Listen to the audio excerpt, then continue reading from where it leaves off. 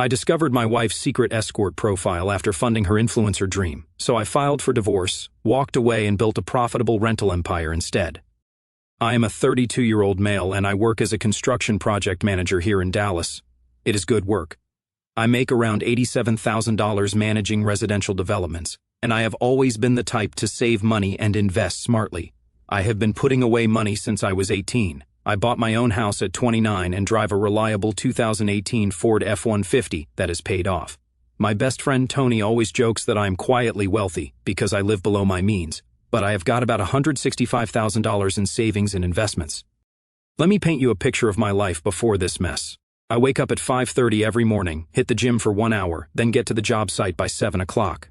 I manage about 6 to 8 residential construction projects at any given time, everything from custom homes to small developments. I coordinate with electricians, plumbers, roofers, you name it. I deal with city permits, material deliveries, safety inspections, and keeping everything on schedule and under budget. It is stressful, but I am good at it, and I genuinely enjoy building things that last. There is something satisfying about watching a foundation get poured, walls go up, and families eventually move into homes that will be there for decades. My house is a modest 3-bedroom, 2-bath place in a quiet neighborhood, nothing fancy. I bought it for $180,000 when the market was down. It has got a nice front porch, a decent-sized backyard, and solid bones. I have slowly been upgrading it myself over the years, refinished the hardwood floors, updated the kitchen cabinets, installed new fixtures. I have got a workshop in the garage where I restore old tools and furniture in my spare time. I know I am about as exciting as watching paint dry, but I was content with my life. I had a routine, financial security, and plans for the future. I met my ex-wife, Brittany, a 26-year-old female, at a friend's pool party about 3 years ago. She was working as a social media coordinator at some marketing startup downtown, which basically meant she managed Instagram accounts for small businesses all day. Brittany was absolutely stunning, the type of girl who turns heads everywhere she goes. Blonde hair that always looked perfect. Blue eyes, perfect figure. She was wearing this red bikini that day, and every guy at the party was trying to talk to her, but for some reason she kept coming back to talk to me. "You are different from the other guys here," she said, sitting next to me while I was grilling burgers. "You seem so stable." At the time, I thought that was a compliment. Looking back, I realized she was sizing me up as a potential provider. We talked for hours that day. She told me about her job, how she was trying to build her own personal brand on the side, and her family back in Oklahoma who owned a small farm. I told her about my work, the houses I was building, my investment strategy, and my 5-year plan. She seemed genuinely interested, asking detailed questions about construction timelines, what it was like managing crews, and whether I enjoyed the business side or the hands-on work more. "It is so refreshing to meet a man who has his life together," she said as the sun was setting. "Most guys my age are just playing video games and living with roommates. You actually have goals and you are working toward them." I was completely smitten. This gorgeous woman appreciated my responsible lifestyle and seemed to share my values about building something stable and lasting. Our first official date was the following weekend. I picked her up at her apartment, a small 1-bedroom place she shared with a roommate, and took her to this nice steakhouse downtown. She ordered the most expensive item on the menu, a $45 filet mignon. But I figured she was just treating herself since it was a special occasion. What I did not realize at the time was that she took about 20 photos of her food before taking a single bite. She spent the first 10 minutes of the meal getting the perfect shot of her plate, adjusting the lighting, trying different angles. Looking back, there were red flags everywhere that I completely ignored. She always wanted to go to the most expensive restaurants in the city, never suggesting cooking at home or grabbing something casual. She would browse through the menu and somehow always land on the priciest items. She constantly talked about her coworkers' designer purchases, showing me photos on her phone of bags and shoes that cost more than my monthly truck payment. And she took endless photos of everything: food, outfits, herself, us together. Every single meal became a 15-minute photo session before we could actually eat. What really should have tipped me off was how she talked about money. She would make comments like, "I deserve nice things, and life is too short to settle for cheap stuff." When I would mention saving money or talk about my investment accounts, she would get this glazed look in her eyes like I was speaking a foreign language. But when I would talk about potential raises or bonuses at work, suddenly she was very interested. Still, I was smitten. She seemed sweet most of the time and kept talking about wanting to settle down with a man who has his life together. She would say things like, "I am so tired of dating boys who do not have any ambition. I want to be with a real man who knows what he wants and how to get it. We dated for about 10 months before I proposed. The engagement ring cost me $14,000. She had picked it out herself, naturally. We were at the jewelry store, just looking, she said. But somehow we ended up spending 3 hours there while she tried on different rings. She found this one 5-carat diamond solitaire and went on and on about how perfect it was, how it was exactly what she had always dreamed of. She even took a photo of herself wearing it and posted it on Instagram with the caption, "A girl can dream, right?" I took the hint. I went back the next week and bought it. The sales guy remembered me and had it all ready to go. Our wedding ended up costing $42,000, even though I originally budgeted for half that amount. I suggested we could have a nice ceremony for $20,000 and use the rest as a down payment on a bigger house. But Brittany had other ideas. She wanted the full fairy tale, designer dress, professional photographer, premium flowers, upgraded catering package, open bar, live band instead of a disc jockey. "This is a once-in-a-lifetime event," she would say whenever I questioned the costs. "I want our wedding to be perfect. Do not you want me to have the wedding of my dreams? This is important for my personal brand too. These photos will be on my Instagram forever." So, I took out a personal loan to cover the extra costs. The wedding was beautiful. I will give her that. She looked absolutely stunning in her $3,500 dress, and all the photos turned out professional quality. Her Instagram followers went crazy over the pictures. She gained about 500 new followers just from the wedding posts alone, and she was posting wedding content for weeks afterward. That is when my buddy Tony became crucial to this story. Tony works in construction with me. He is a crane operator and has been my best friend since high school. We played football together, went through our wild college years together, and he was my best man at the wedding. Tony has this incredible ability to read people and situations. Plus, he is hilarious and completely honest. He is the type of guy who tells you exactly what he thinks, whether you want to hear it or not. He has also never been married himself, saying he has seen too many guys get taken to the cleaners. Tony took one look at Brittany and her new friend group at our wedding reception and told me straight up, "Man, your wife is about to become a major problem." "What do you mean?" I asked. We were standing at the bar while Brittany was off taking photos with her bridesmaids. She has got that look in her eyes like she is always calculating something, always thinking about what she can get out of every situation. And those friends of hers, they are trouble with a capital T. Mark my words, brother. Come on, you are being paranoid. They are just young women trying to make something of themselves. Nah, man, I have seen this before. They are not trying to build anything. They are trying to find someone else to build it for them, and they just found their target. I should have listened to him from day one. Tony has this sixth sense about people, and he is literally never wrong. So Brittany started hanging out with these 3 women who were all obsessed with becoming Instagram influencers. Let me tell you about each of these characters because they are important to understanding how this went down. First, there is Kayla, who is 28 and has been building her brand for 6 years while living in her parents' basement. She has got maybe 3,000 followers and makes about $50 a month from sponsorships. She drives her mom's 2015 Honda Civic, but her Instagram makes it look like she is living some glamorous life. Kayla posts these inspirational quotes over sunset photos and talks about manifesting abundance, while her biggest expense is her monthly data plan. Then there is Madison, who teaches part-time yoga, but spends most of her time posting workout photos and barely their outfits. Madison has about 8,000 followers, mostly thirsty guys. She makes maybe $200 a month from fitness sponsorships. She is constantly posting motivational content about living your best life and not settling for less than you deserve. Madison's whole thing is posting these sweaty gym selfies with captions about empowerment and knowing your worth. And the ringleader, Jenna, who is 29 and actually has around 75,000 followers, posting about her luxury lifestyle. Jenna posts photos from expensive restaurants, luxury hotels, and designer shopping trips. But Tony figured out pretty quickly that this was all funded by some older guy she was seeing. Essentially, a sugar daddy situation. Jenna never posted photos with this guy, but somehow she was always traveling to expensive places and wearing designer clothes while claiming to be an entrepreneur and lifestyle coach. These women would have content creation sessions at our house twice a week. They would show up at 6 o'clock in the evening with bags full of equipment, ring lights, cameras, reflectors, props, different outfits. I am talking professional grade stuff that probably cost more than my monthly mortgage payment. They would completely take over my living room, moving all my furniture to the walls, setting up these elaborate lighting setups that looked like a movie production. Then they would spend the next 4 hours taking hundreds of photos of themselves, pretending to laugh and have deep conversations. And I mean, hundreds. I watched Madison take 47 photos of herself holding the same coffee mug in slightly different poses. The fake enthusiasm alone was enough to drive anyone crazy. They would be posing with wine glasses filled with grape juice, because they did not want to actually get drunk and mess up their makeup. Throwing their heads back in exaggerated laughter, pointing at nothing, making these ridiculous surprised faces like someone had just told them the most amazing news. The constant chatter was like nails on a chalkboard. "Oh my God, that is so cute. Take another one. Wait, let me fix my hair real quick. The lighting is perfect right now. Do not move. This angle makes my legs look longer. This is definitely going to get so many likes."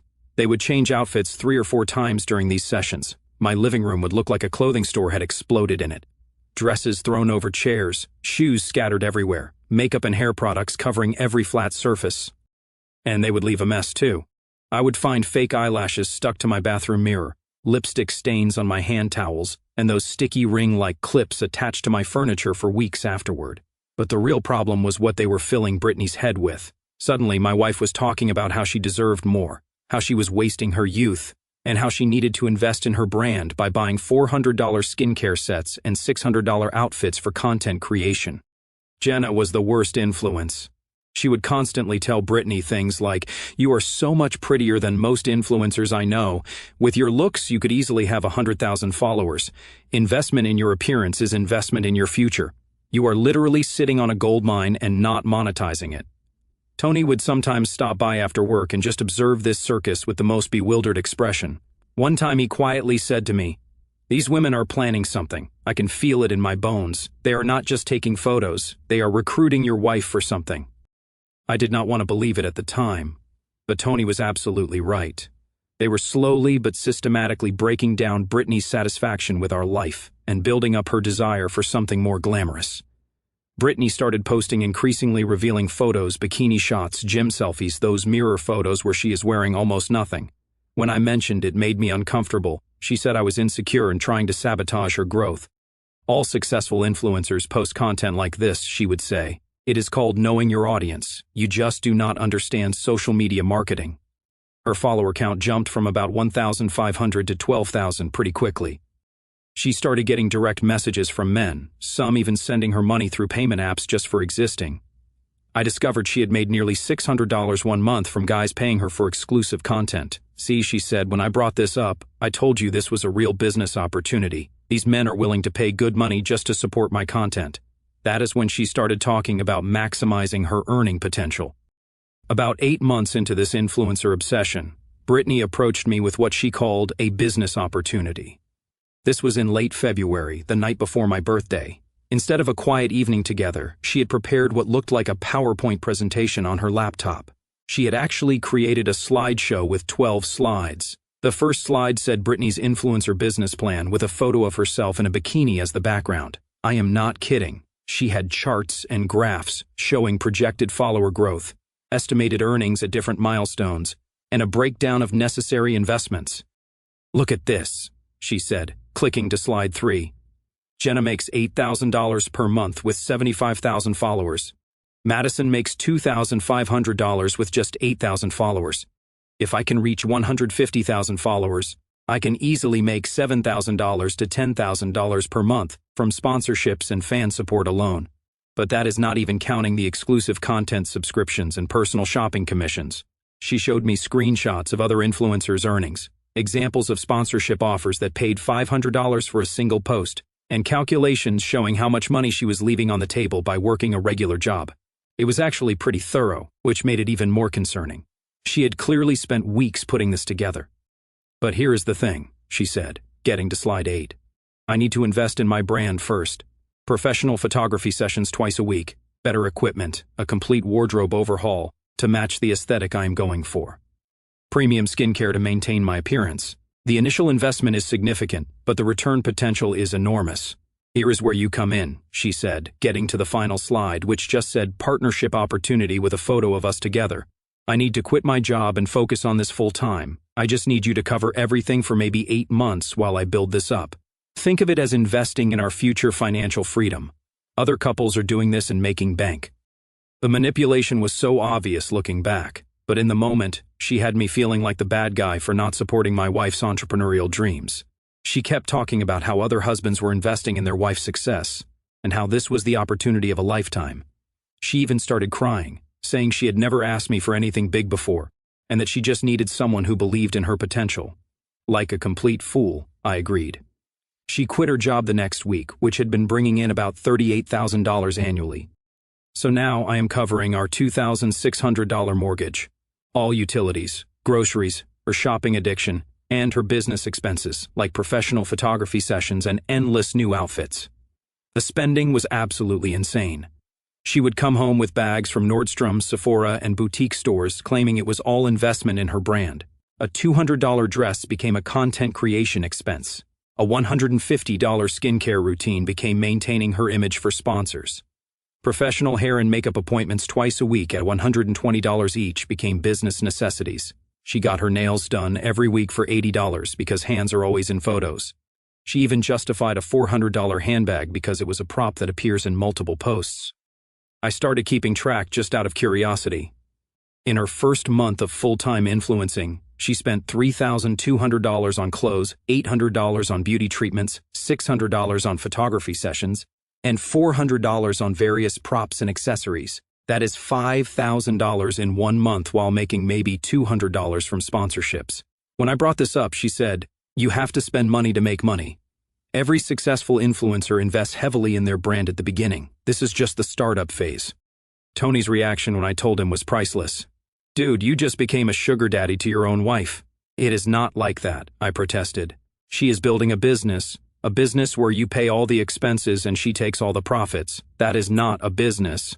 That is a hobby funded by her husband. Wake up, man." For about 4 months, Brittany posted content somewhat regularly. Her followers grew to around 18,000. She was making maybe $900 monthly from small sponsorships. But then she got lazy. She would sleep until 11 o'clock in the morning, spend 3 hours getting ready, take photos for 45 minutes, then shop or hang out with her friends all day. Meanwhile, I am working 55-hour weeks trying to cover all our expenses. I would come home exhausted to find the house a mess, no dinner prepared, and Brittany on the couch editing photos or scrolling through other influencers' content. When I brought this up, she said, "Content creation is mentally exhausting. You have no idea how much emotional energy this requires. Plus, I am networking and building relationships with potential brand partners." The breaking point came when I discovered she had spent $1,400 on a single outfit for what she called a brand collaboration photo shoot. It resulted in exactly 4 Instagram posts. Each photo had cost us $350. That is when Jenna started filling her head with even more dangerous ideas. Jenna rolled up to our house fresh from Miami, her Instagram bursting with 5-star hotels and $300 dinners. Her mystery benefactor had clearly upgraded her lifestyle, and now she had her sight set on my wife. I was wrenching on my truck in the garage when Jenna cornered Brittany for a strategy session. Through the open window, I heard every word of the pitch that would blow up my marriage. "Girl, you are literally in your prime earning years," Jenna said. "You could be making serious money with your looks, but you are stuck playing housewife." She painted a picture of networking companions, beautiful women paid to accompany wealthy businessmen to corporate dinners. Completely professional, she insisted. Just arm candy for business events. "These men are chief executive officers, investors, politicians," Jenna explained. "They need attractive, intelligent women for business dinners. I have got regular clients paying $1,500 just for dinner appearances." My buddy Tony, helping with the truck, started shaking his head. Dead serious. He whispered, "Your wife is getting recruited into prostitution right now. But she said it was just appearances. Brother, that is how it starts. They get them comfortable, then gradually introduce more services." Textbook recruitment.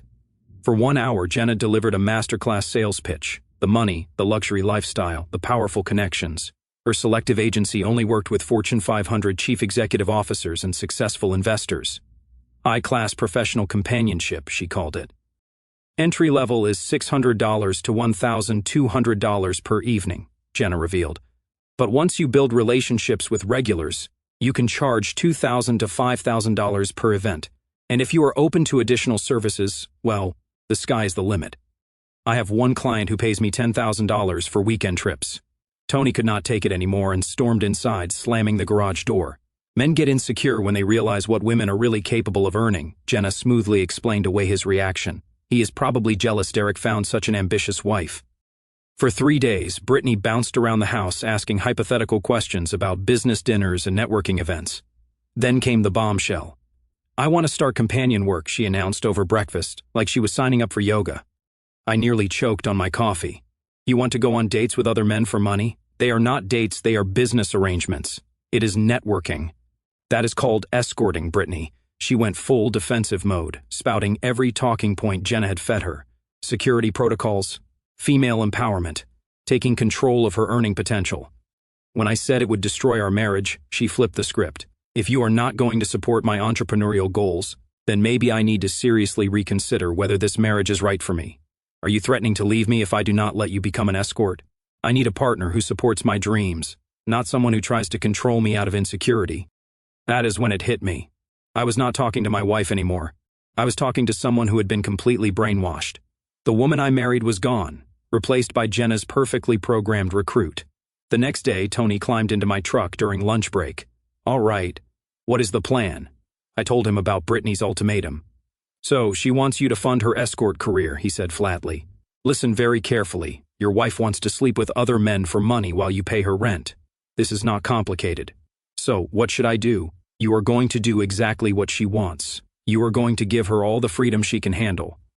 Tony had developed a plan, and looking back, it was absolutely brilliant. First stop, his attorney's office. The sharp family law specialist laid it out in clear terms.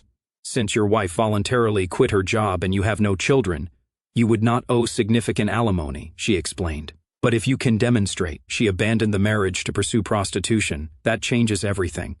In Texas, abandonment for immoral purposes means minimal financial obligation to the departing spouse." The second part of Tony's plan was documentation.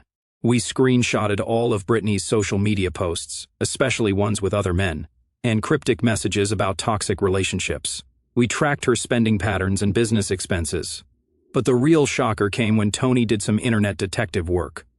"Look at this," he said, showing me his phone after 20 minutes of searching. "She has already got a profile on an escort site. Jenna had recommended professional photos, a detailed description, availability, calendar rates, everything. She is not planning to escort. She is already escorting." My stomach dropped. Professional photos I had never seen costing hundreds of dollars.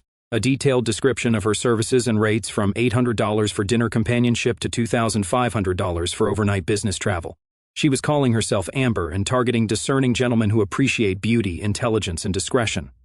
"How long has this been up?" "Based on timestamps and reviews, about 2 weeks. She has been doing this behind your back while asking you to support it openly, and she has already got 3 5-star reviews from clients." Tony coached me on the crucial conversation during lunch breaks. "She is going to try to manipulate you," he warned. "She will cry, get angry, make you feel guilty, promise to change, threaten to leave. Do not fall for any of it. Stick to the plan." Friday night, Brittany was getting ready for another networking opportunity in a black dress I'd never seen. Probably worth more than my truck payment. "Hey," I said, sitting on our bed like we had practiced. "I have been thinking about what you said." She stopped applying mascara. "And you are absolutely right. I have been holding you back." Her face lit up. "Really? You mean that?" "Yeah. You deserve to pursue your dreams without me standing in your way. So, I am going to help you do exactly that." "Oh my God, Derek," she practically ran over to hug me. "I knew you would eventually understand. I am going to give you complete freedom to build your career however you want." "Actually," I said, gently pulling back, "I already found you an apartment." She stopped mid-sentence. "What?" "Perfect. 1-bedroom downtown close to all the networking venues. You can move in this weekend. I even paid the security deposit and first month's rent. That seems really fast." "What about financial support?" "Oh, about that." I stood up casually. "I think you should be completely independent. Prove to yourself you can succeed without anyone holding you back. But I thought you were going to support me while I build my business. Brittany, you are about to become a successful entrepreneur making thousands per week. You do not need me holding you back anymore." Understanding finally hit her. "Wait, what exactly are you saying?" "I am saying you are free. Completely free. I will help you pack tonight." Her face went from confusion to shock to anger in 3 seconds. "You are kicking me out. I am giving you what you asked for. Freedom to pursue your career without me holding you back. But I do not want to leave. I want to stay married and build my business. You cannot do both. You either want to be married or you want to be an escort. Pick one. Tony's plan had worked perfectly. She expected me to fund her escort career while staying married. She never expected me to call her bluff. The next 8 months were absolutely beautiful to watch unfold. It was like watching karma work in real time. I filed for divorce the Monday after Brittany moved out. She was so focused on her new career that she did not realize what was happening until she got served with papers. By then, I had documented everything thoroughly. In Texas, that is called abandonment, and it virtually guaranteed she would receive nothing. Meanwhile, I got front row seats to watch her successful career completely implode through social media. Turns out actual escort work is much harder than Jenna had made it sound. Within the first week, Brittany was posting Instagram stories about how challenging her new career was. She had expected to just show up at fancy restaurants and make easy money. Instead, she was dealing with creepy clients, unsafe situations, and the reality that most men who pay for escorts expect much more than dinner conversation. She lasted about 3 weeks before she realized these networking events were just wealthy men expecting intimate services. Her Instagram posts went from living my best life to growing through challenges to life is teaching me hard lessons. But here is what really made me smile. She was terrible at it. Brittany had always been high maintenance and entitled, which does not work well in the escort business. She would post cryptic stories about difficult people and learning to set boundaries. One post said something like, "Some people do not understand that this is a professional service with clear boundaries." Another was about recognizing red flags in business relationships. She burned through her savings in 6 weeks. The apartment I had paid the deposit for was $1,800 per month, and she was making maybe $2,000 per month from escort work when she could stomach doing it. Her follower count dropped from 32,000 to 15,000 because she could not afford professional photography anymore. But here is the beautiful part. Jenna completely disappeared. Her sugar daddy had found a younger replacement, and she could not maintain her lifestyle anymore. Suddenly, Jenna's Instagram went from luxury hotels and designer shopping to posting about new chapters and personal growth. The entire friend group fell apart when their leader abandoned them. Kayla went back to living with her parents. Madison started teaching more yoga classes, and they all stopped the group content creation sessions. Tony and I would occasionally check Brittany's Instagram for entertainment. She went from posting luxury lifestyle content to posting about her personal growth journey.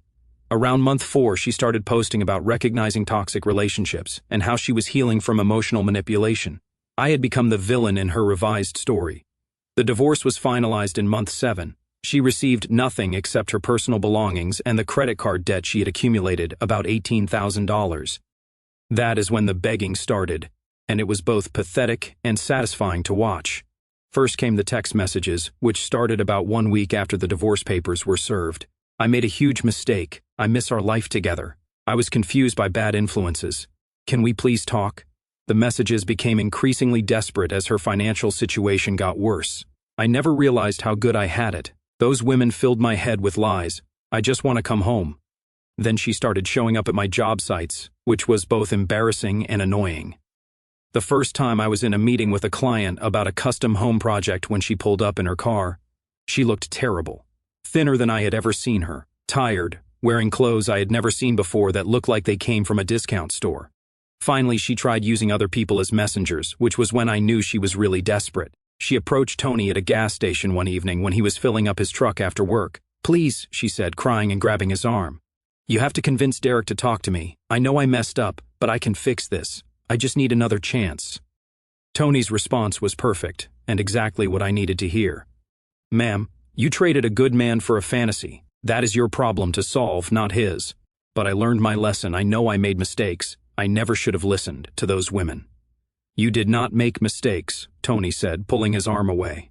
"You made choices. You chose to believe strangers over your husband. You chose to pursue prostitution over your marriage. You chose to prioritize money over love. Now you get to live with the consequences of those choices. But here is the real revenge. The truly sweet karma that makes this whole story worth telling. I had been investing all the money I was no longer spending on her lifestyle, about $3,800 monthly that previously went to her shopping, dining out, photography sessions, and business expenses. Instead of wasting it on her Instagram thirst trap career, I put it all into a diversified portfolio of index funds and real estate investments. By the time our divorce was finalized, I had made approximately $41,000 in investment returns. The market was good to me, and my construction industry knowledge helped me identify some undervalued real estate opportunities. I used that money as a down payment on a rental property, a nice 3-bedroom house in a good school district that now generates $950 monthly passive income. I also paid off my truck completely and built up my emergency fund to $50,000. 8 months later, I am financially better off than I have ever been in my life. My net worth has increased by over $75,000 since Brittany left. I am on track to be a millionaire by age 40, something that never would have happened while funding her lifestyle. I am also dating an elementary school teacher named Sarah, who I met through a friend at work. Sarah is 29, teaches 2nd grade, and is the complete opposite of Brittany in every way that matters. She thinks my Ford F-150 is practical and reliable instead of embarrassing. She cooks dinner with me every evening and actually enjoys it instead of treating it like a chore. She has 347 Instagram followers and posts pictures of her garden, her cat, and occasionally a sunset. She has never once taken a photo of her food. When I told Sarah about my ex-wife's escort career, she looked genuinely confused and said, "Why would anyone want to do that? That sounds dangerous and degrading." Sarah appreciates our quiet life together. She likes that I am responsible with money and have long-term financial goals. She thinks it is cute that I restore old tools in my garage, and she will often sit out there with me while I work, reading a book or grading papers. We take weekend trips to state parks for hiking, cook meals together at home, and are already talking about buying a bigger house together in 1 or 2 years. Brittany, last I heard through mutual friends, she is 28, working retail at a clothing store in a strip mall, living with 3 roommates in a sketchy apartment complex, and still trying to become an influencer with about 9,000 followers. She is back to posting about wanting to find a good man and build a stable life, which is ironic considering she had both and threw them away. The escort career lasted exactly 4 months. Turns out when you are entitled, high maintenance, and not actually willing to do the work required, even prostitution does not pay well. According to Tony's sources, she quit after a client got aggressive, and she realized how dangerous the whole thing actually was. She has tried dating through apps, but apparently it is not going well. Tony showed me some of her recent posts where she is complaining about men only wanting one thing and being tired of games. The irony is incredible. She left a marriage where she was loved and protected to enter a world where she was just another commodity. And now she cannot understand why men treat her that way. But the story gets even better. Last month, she contacted me through a mutual friend, someone from the pool party where we first met, asking if I could help her with rent because she was going through temporary financial difficulties. The mutual friend called me and said, "I know this is weird, but Brittany asked me to reach out. She is really struggling financially and wanted to know if you might be willing to help her out just this once." My response was perfect. I sent our mutual friend a screenshot of my investment portfolio balance, which now shows over $220,000, along with a photo of the rental property I bought, and replied, "Tell Brittany that boring, stable life she used to mock is working out pretty well. She made her choice. Good luck with her networking career." The friend reported back that Brittany blocked me on all social media after receiving that message, which was fine by me.